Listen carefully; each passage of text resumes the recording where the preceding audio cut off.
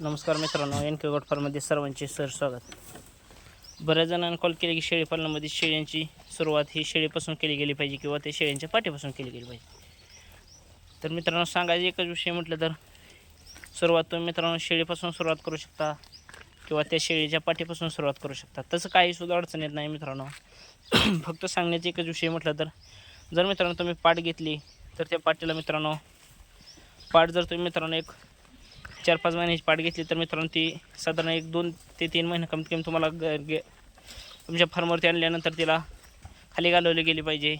त्यानंतर 5 महिने तिचा गाभण काळ असतो आणि 5 महिना गाभण काळानंतर मित्रांनो 3.5 ते 4 महिन्यामध्ये तुमचं पिल्लू विकण्यास हा वेळ लागत असतो. तर मित्रांनो हे 8 ते 9 महिने असेच जात असतात. तसं काय नाही मित्रांनो, उत्पन्न मिळू शकतं, त्यामध्ये काही अडचण नाही. फक्त 8 ते 9 महिने असा टाईम वेस्ट जात असतो किंवा थोडंसं फार त्याला सांभाळण्या पण लागत असतो. आणि जर तुम्ही शेळी घेतली तर शेळी घेतल्यानंतर मित्रांनो सांगायचं गेलं तर तुम्ही गाभण शेळी 4 महिन्याची घेतली किंवा 5 महिन्याच्या जवळपासची घेतली तर मित्रांनो आणल्यानंतर तुमच्या फार्मवरती 1 महिन्यात शेळी वेली जात असते. आणि शेळी वेल्यानंतर मित्रांनो सांगायचे एक विषय म्हटलं तर शेळी वेल्यानंतर ती शेळी 1 महिन्यामध्ये क्रॉसिंगसाठी तयार असते किंवा साधारण 1.5 ते 2 महिन्यात कसली पण शेळी मित्रांनो क्रॉसिंगसाठी तयार असते किंवा ती लागवडीसाठी तयार राहून ती शेळी गाभण जात असते. आणि सांगायचे एकच विषय म्हटलं तर शेळी तुमच्या फार्मवरती आणल्यानंतर शेळी वेल्यानंतर मित्रांनो 3 ते 4 महिन्याच्यात मित्रांनो तुमचं पिल्लू विकलं जात असतं. जर शेळीला 2 पिल्ले झाले मित्रांनो, जर प्रामुख्याने कमीत कमी मित्रांनो तुम्ही 20,000 शेळी घेतली तर ते जर कमीत कमी मित्रांनो 2 पाठबोकड झाला किंवा मेल फिमेल झाला गेला तर मित्रांनो ती कमीत कमी 8-9 हजार कमीत कमी 8-9 हजार रुपये ते पिल्लू विकले जात असतं.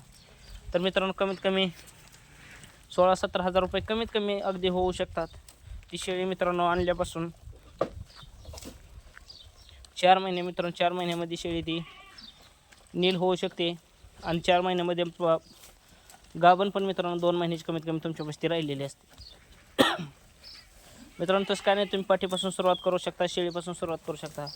फक्त सांगण्याचा एकच विषय राहत असतो की फक्त शेळीला मित्रांनो शेळी थोडीशी घेतल्यानंतर थोडंसं लगेच उत्पादन मिळू शकतं. पण मित्रांनो शेळीला रक्कम ही सुरुवातीला तुमची जास्त जात असते, ते पण बरोबर आहे.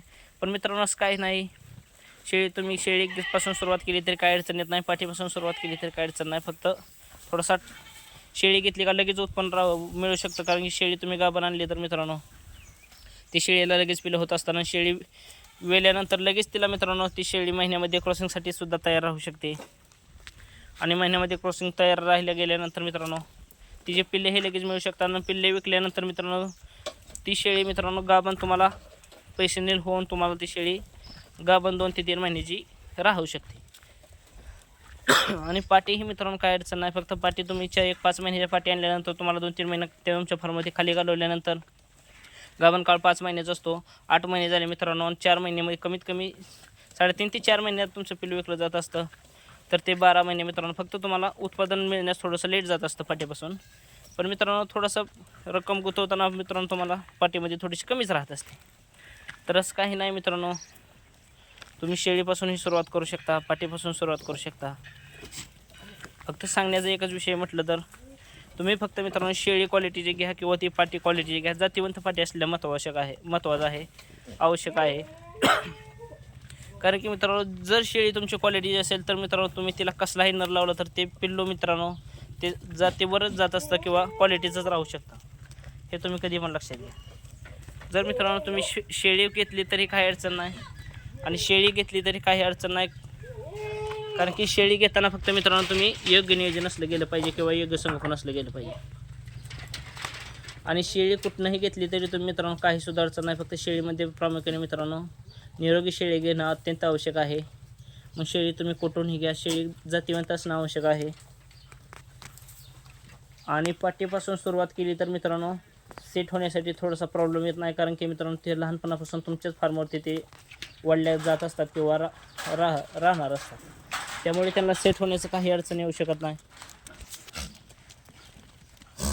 आणि तुम्ही शेळी आणल्यानंतर मित्रांनो थोडंसं, कारण की जर तुम्ही मित्रांनो आपल्या भागातली शेळी घेतली तर काही सुद्धा अडचण येत नाही. आपल्या तालुक्यातले घ्या, आपल्या जिल्ह्यातले घ्या, आपल्या कमीत कमी राज्यातली घ्या मित्रांनो.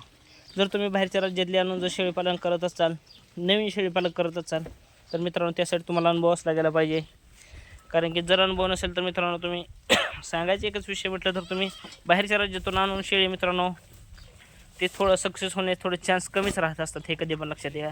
आपल्या वातावरणातली असावी, आपल्या हवामानातली असावी, आपल्या जिल्ह्यातली असावी, कमीत कमी आपल्या राज्यातली असावी मित्रांनो. कारण की जर तुम्ही आपल्या राज्यातल्या सोडून जर नवीन शेळी पालकांना बाहेर शेळी केली गेली तर मित्रांनो त्यांना शेळी पालनामध्ये थोडीशी अडचण येऊ शकते, कारण की त्यांना थोडासा अनुभव नसतो, हे लक्षात घ्या.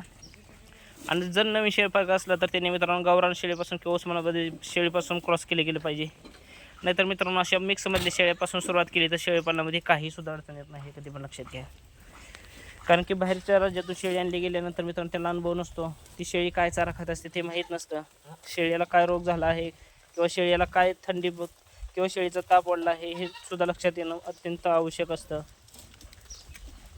आणि सांगायचं एकच विषय म्हटलं तर मित्रांनो तुम्ही पाठीपासून सुरुवात केली तरी काही अडचण येऊ शकत नाही, फक्त पाठीमधून थोडंसं कालावधी थोडासा जास्त जात असतो आपल्याला हातामध्ये उत्पन्न येण्यामध्ये.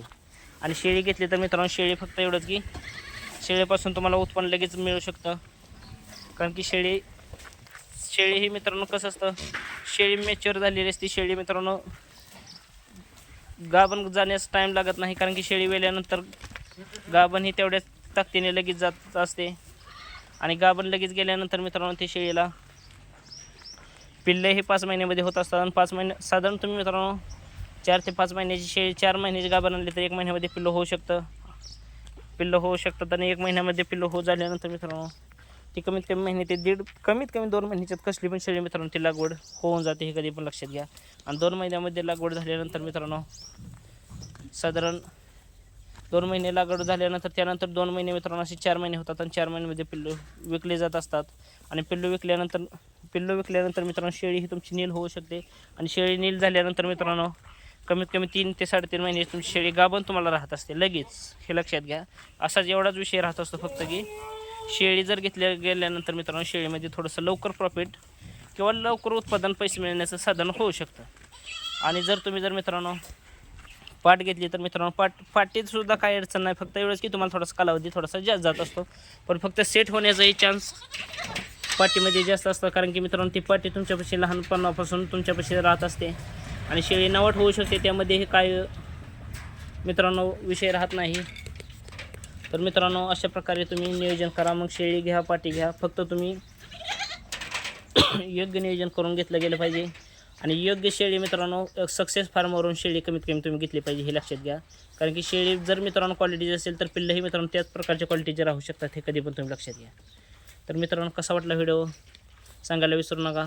चॅनलला लाईक सबस्क्राईब आणि शेअर करायला विसरू नका. अधिक माहितीसाठी मोबाईल नंबर 98 34 10 42 00. धन्यवाद.